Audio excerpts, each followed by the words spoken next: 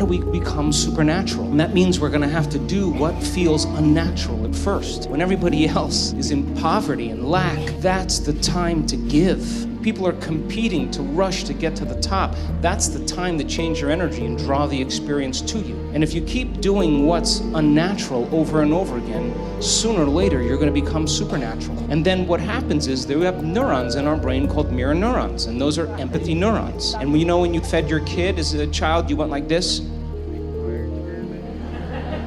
You don't know why you were doing that, but you were unconsciously or subconsciously asking them to mimic your behavior. And they look at you and they follow your actions. And so when you all of a sudden demonstrate greatness in your life, and I don't care if it's just letting somebody ahead of you in traffic or helping someone up, and people witness that, they're more prone to do the same. And so we begin to change the world, I believe, by changing ourselves.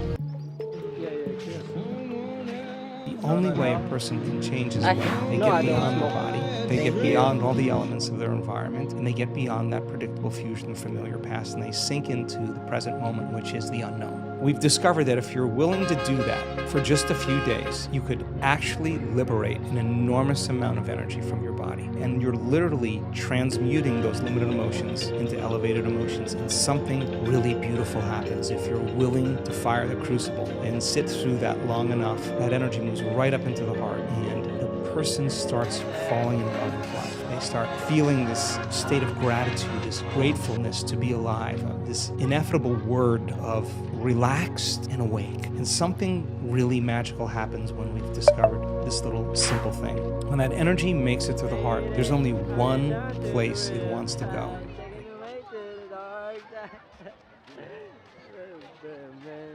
We are collectively creating reality with our thoughts. And if we want to change reality, it can change instantly. The moment we become coherent, the moment we collectively are on the same platform of thinking. You get enough people to say peace, there will be peace instantly in this world. Because when you have your thoughts, recognize it's not contained in your head, your thoughts out in the field. The field is the sole governing agency of matter. And therefore, what this world is looking for at this moment is an evolution. It's an evolution of our consciousness.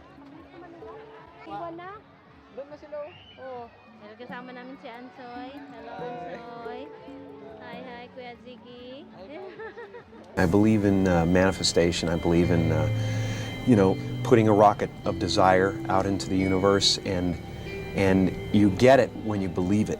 You get it when you believe you have it. And that's the key, is like people still, they sit around going, when's it gonna come, when's it gonna come, when's it gonna come, when's it gonna come? And that's the wrong way. You're facing the wrong way, you're facing away from it. You have to go, it's here, it's here, it's here. The entire universe, all of creation is an improvisation, And you have to kind of just accept it and go with it and have fun with it and try to surf it. And sometimes you feel like you're on top of the wave, and sometimes you fall off and you keep getting up, so. Science, actually, is based on ignorance. Science is an invention that created modern science. Was not a discovery of any piece of knowledge in geography or astronomy, Copernicus or Darwin, no. The big scientific revolution which launched modern science was a discovery of ignorance.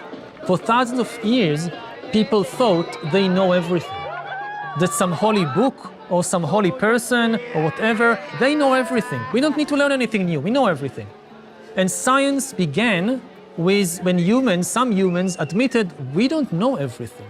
There is no book in the world which has all the answers. There is no person in the world that knows everything. And now that we have the courage and honesty to admit our ignorance, now we can start investigating. And that's science.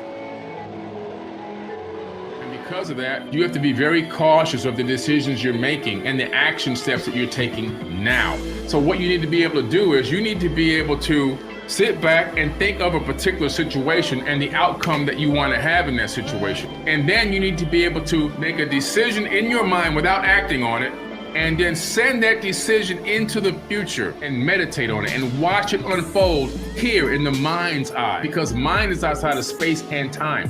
and watch that decision unfold in reality through consciousness. Okay, well, this is not gonna unfold the way that I would like to see it. So now what I'm gonna do, I'm gonna go back and meditate again. I'm gonna make a different decision and put action behind that and watch it unfold into the future from that thought perspective until you get to the one that gives you the reality that you want. What I'm teaching you right now is super ancient, deep, deep, deep antiquity. This is the knowledge of the ancients. Have you ever wondered? In 100 years, in 2124, we will all be buried with our relatives and friends. Strangers will live in our homes, which we fought so hard to build, and they will own everything we have today. All our properties will be unknown, which have not yet been born, including that car you spent a fortune on. It will probably be scrapped. I guess it will be in the hands of an unknown collector.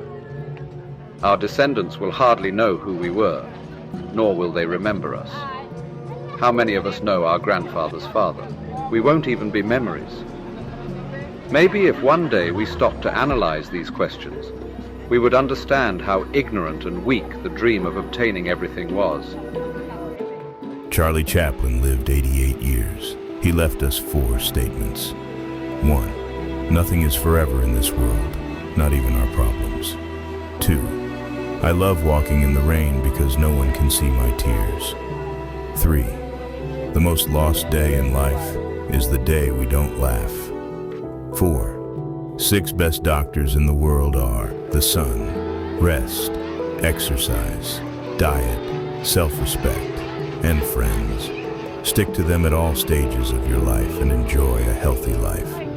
If you see the moon, you will see the beauty of God. If you see the sun, you will see the power of God. If you see a mirror, you will see God's best creation. So believe it. We are all tourists. God is our travel agent, who has already identified our routes, bookings, and destinations. Trust Him and enjoy life. Life is just a journey.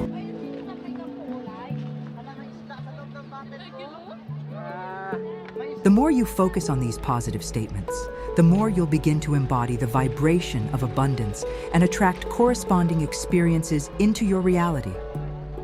Of course, changing your vibration isn't always easy, especially if you've been stuck in negative thought patterns for a long time.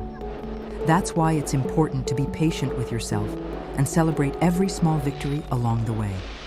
Remember, even the tiniest shift in your energy can have a ripple effect on your entire life. So the next time you find yourself feeling low or stuck, take a moment to remember the incredible power of vibration. You are a vibrational being in a vibrational universe, and by aligning your thoughts, emotions, and actions with the frequencies of your desires, you can manifest a life beyond your wildest dreams.